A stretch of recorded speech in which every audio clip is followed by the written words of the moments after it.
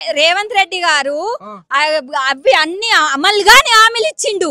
అమలుగానే హామీలు ఇచ్చేసి 6,000 పింఛన్ అన్నాడు, 2,500 మహిళలకు అన్నాడు, స్కూటీలు అన్నాడు, తులం బంగారం అన్నాడు, 4,000 పింఛన్ అన్నాడు, ఏది కళ్యాణ లక్ష్మికి ఇస్తా అన్నాడు, ఏది ఇప్పటికి కూడా రైతు బంధు అన్నాడు, రైతు బీమా అన్నాడు, ఇది వడ్లకు బోనస్ అన్నాడు.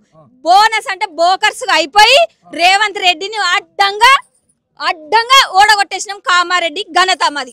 అదే మీకేందమ్మో మహిళలకు అంటే 2,500, 6,000, 3,000, 4,000 అన్న బదులు బస్సులో 24 గంటలు ఎక్కడంటే అక్కడ పోతాను బస్ ఫ్రీ పెట్టిండు. ఇది చాలదా? బస్సు ఫ్రీ పెట్టి తాత మాకు రేవంత్ రెడ్డి మేము ఆడవాళ్ళము బయటకు వెళ్ళాలంటే సెక్యూరిటీ లేదు, చాలా భయం అవుతుంది, ప్రాణాలు పోతున్నాయి, మెడల బంగారాలు పోతున్నాయి. కాబట్టి ఇవాళ చాలా మహిళలకు ఇబ్బంది ఉంది.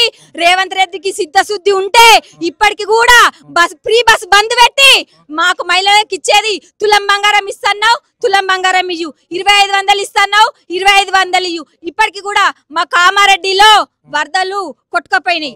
కామారెడ్డి అతలంకుతలమైంది. అతలంకుతలమైతే ఇక్కడ సీఎం గారు వచ్చిండు రేవంత్ రెడ్డి, స్థానిక ఎమ్మెల్యే మన రమణారెడ్డి ఉన్నాడు.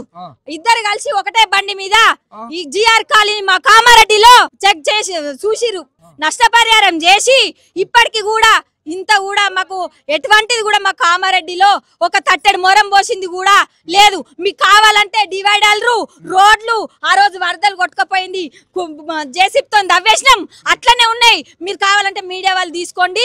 మా ఎక్కడేసింది అక్కడ నుండి సీఎం వచ్చిండు కానీ మా కామారెడ్డికి ఏ కన్నా పని కూడా ఇప్పటికీ లేదు.